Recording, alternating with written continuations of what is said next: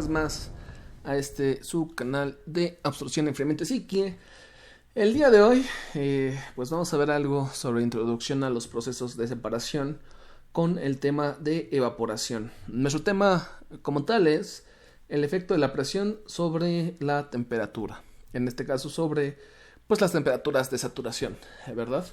Pues vamos a comenzar. Mi nombre es Luis Germán Gasca, vamos allá.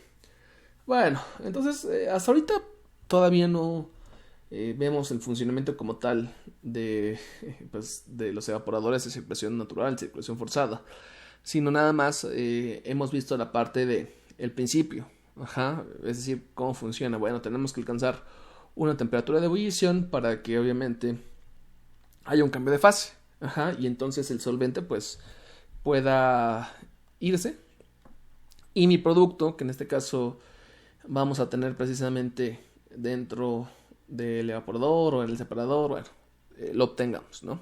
Bueno, vamos a empezar a hablar sobre las presiones. Presión manométrica. La presión manométrica, pues obviamente es la presión que va a ejercer un fluido dentro de un recipiente cerrado, ¿de acuerdo? Por ejemplo, vamos a imaginarnos, no nos vamos a imaginar, lo medio voy a dibujar. Si yo tuviera un recipiente así, si yo tuviera, por ejemplo, aquí un fluido, pues obviamente la única presión que nosotros vamos a tener, pues es la presión debido a la columna de aire, pues obviamente en este punto, ¿verdad? Obviamente en este punto, porque si es más para acá, pues obviamente tenemos ahí una presión, otra presión hidrostática, pero por otro fluido.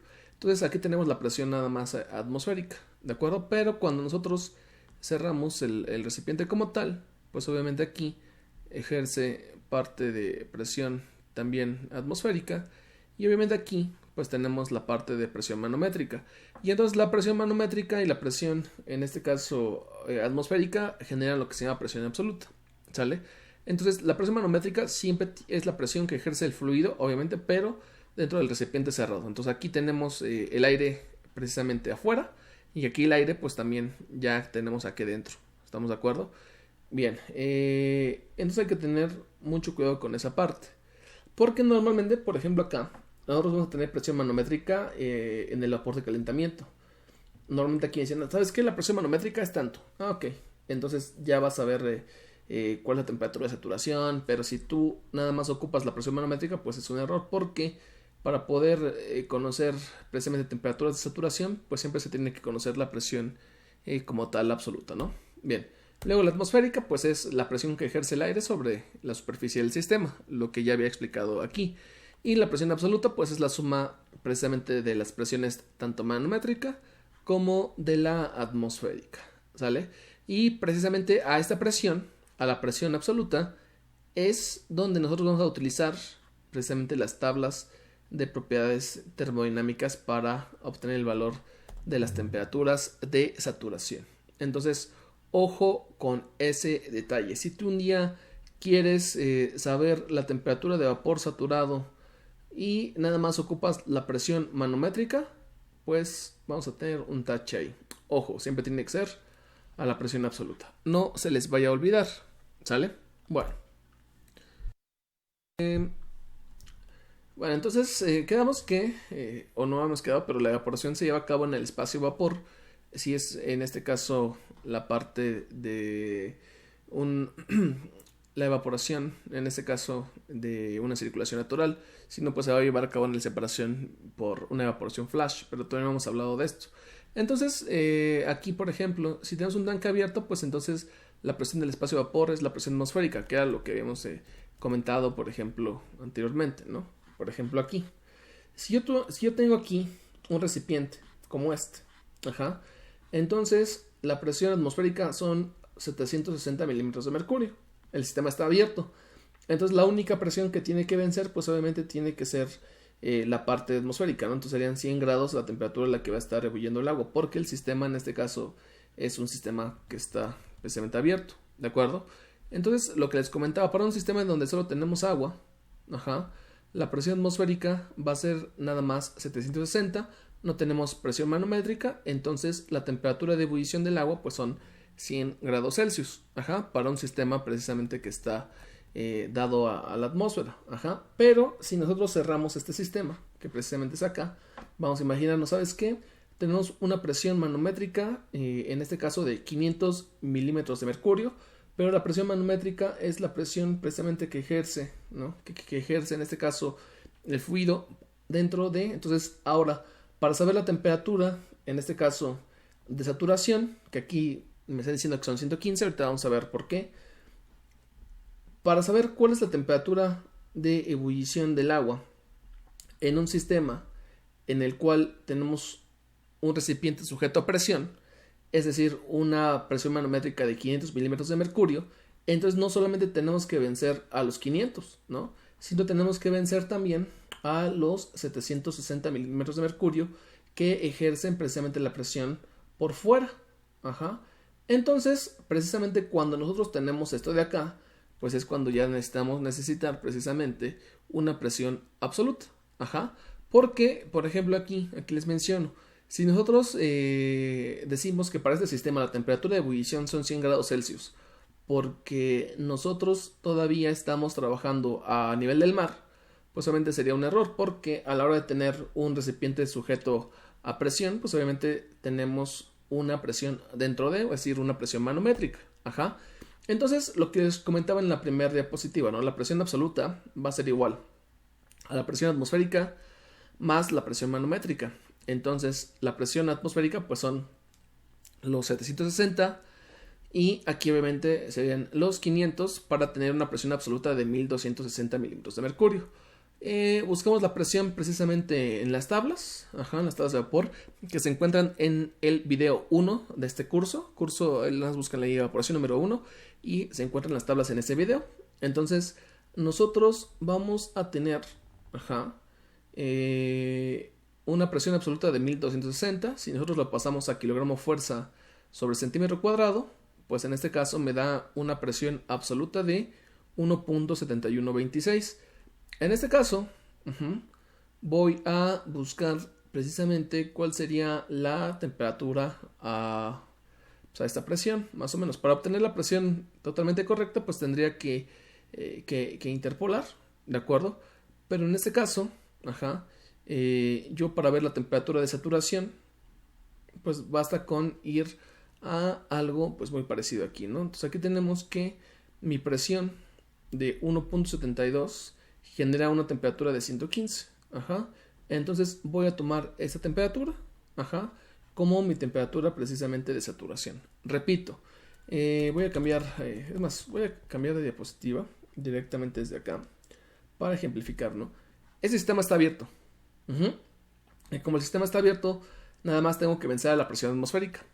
Es decir, nada más tengo que llevar a 100 grados Celsius mi temperatura para generar esa presión de vapor. ¿Sale? Pero como estamos trabajando con un recipiente ya sujeto a presión, por así decirlo, entonces tenemos que vencer tanto la presión manométrica como la presión atmosférica, por lo que entonces la temperatura de saturación pues serían de 115 grados Celsius. Por ejemplo, ¿no? Una Express, creo que ya lo mencioné en otro video. Una Express, si yo tuviera que, no sé, poner a hervir agua en un área normal a nivel del mar, esta temperatura de ebullición serían 100 grados Celsius, ¿no? Pero si yo utilizo una Express y, no sé, está diseñada para 500 milímetros de mercurio, entonces la temperatura de saturación en este caso serían 115, es decir, yo tendría mi agua o tendría mi cambio de estado hasta los 115 grados Celsius, porque en este caso el agua puede en este caso generar una mayor presión de vapor y de hecho la tiene que generar para poder vencer a la atmosférica y a la presión manométrica. ¿Sale? La presión que está dentro de, en este caso, de mi recipiente y la presión que está afuera. Por eso siempre para los cálculos necesitamos tomar la presión absoluta. Esa es la razón. ¿Sale? Ok. Entonces, otra aplicación, por ejemplo, es cuando trabajamos a vacío. Vacío, ¿no? Y todos dicen, híjole, ¿qué es el vacío? Y muchos dicen, no, es que la presión negativa. Bueno, el vacío precisamente, lo que nosotros vamos a tener, pues es que el vacío vamos en lugar de generar presión gracias a la parte del fluido, nosotros vamos a extraer fluido, es decir, el aire que tenemos ahí, o los incondensables, o lo que tenemos ahí, o lo que genere precisamente presión. Entonces lo que voy a hacer es extraer, en este caso, aire de mi sistema.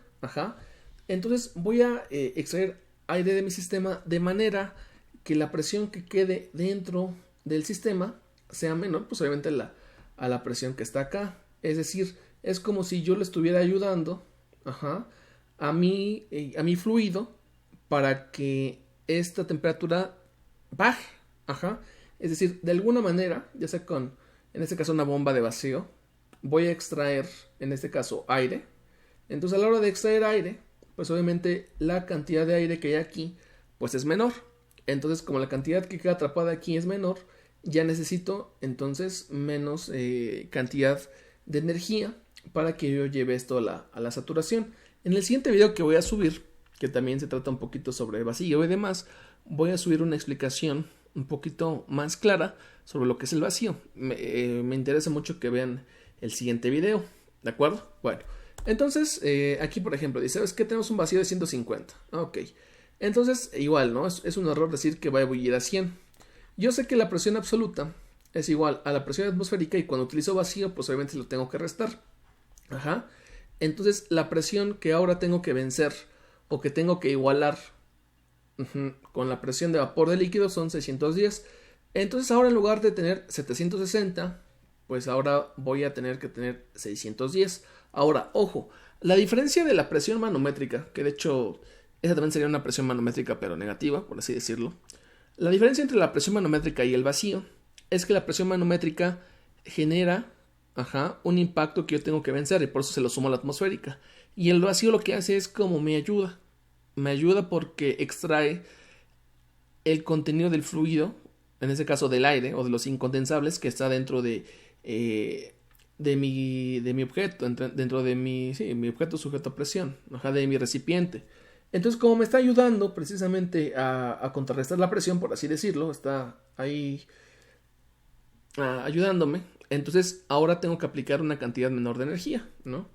Entonces, igual, ¿no? Ahora son 610, entonces dice que la presión es 0.8291 y como no está aquí, pues está esta de acá, la de 0.8307. Y para 0.8307, pues vamos a utilizar 94 grados Celsius. Entonces, si se fijan aquí, quiero que nosotros comparemos los tres y que tengamos la conclusión. Ojo con esto que tenemos aquí. Cuando tenemos un sistema que está abierto, pues obviamente la única presión que nos va a impedir el cambio de fase es la atmosférica. Y aquí necesitamos 100 grados Celsius. Luego, si tenemos un recipiente sujeto a presión y dentro de mi recipiente estoy generando presión justamente, pues obviamente la presión manométrica, entonces serán 500 más los 760. Tengo que aplicar una mayor cantidad de energía para que esto pueda empezar a ebullirse. Entonces ahí vamos a tener temperaturas de ebulliciones o de saturaciones mayores a la atmosférica. Sin embargo, para sistemas en los cuales yo tengo vacío, pues obviamente yo aplico vacío precisamente con un motivo pues muy importante. Yo aplico vacío porque yo quiero obtener temperaturas de saturación más bajas que las atmosféricas. Entonces, para sistemas de evaporación, nosotros vamos a intentar trabajar con vacío, porque con eso nosotros garantizamos que las temperaturas de saturación disminuyan. Y esto es muy importante, por ejemplo, para sustancias que se descomponen a temperaturas como 70, ¿no? 80. Entonces vamos a hacer que ebullan antes y que no se descompongan, ¿no? Que son sensibles al calor. Entonces por eso vamos a aplicar vacío. Entonces, ojo, cuando tenemos vacío, las temperaturas en este caso tienen que ser menores a la atmosférica. ¿Sale? Bueno, pues espero que les haya quedado claro. Si no, de todas formas, el día de mañana, yo creo, bueno, no sé cuándo lo estén viendo, ¿verdad? Porque igual no va a ser mañana. Cuando lo estén viendo ya debe estar el siguiente video, que es precisamente sobre vacío. Pero bueno, aquí viene nada más, por ejemplo, conclusiones también como la que les acabo de decir. La que está en amarillo dice vapor suministrado a la calandria, obviamente el vapor de calentamiento. Normalmente trabajamos con presiones absolutas mayores a la atmosférica, ¿no? ¿Por qué? Pues porque obviamente yo quiero tener temperaturas altas de vapor, porque es el medio de calentamiento. Aunque, bueno, ya eso ya luego tenemos que checar, ¿no? Bien. Luego, en este caso en lo azul, nosotros en la calandria necesitamos trabajar a vacío precisamente por lo que les comenté hace ratito, ¿no? Para que la temperatura de ebullición pues tenga que disminuir, ¿de acuerdo? Y obviamente para que nosotros podamos aplicar vacío, lo tenemos que aplicar en otro de los equipos de la operación, que en este caso es el condensador, ¿de acuerdo?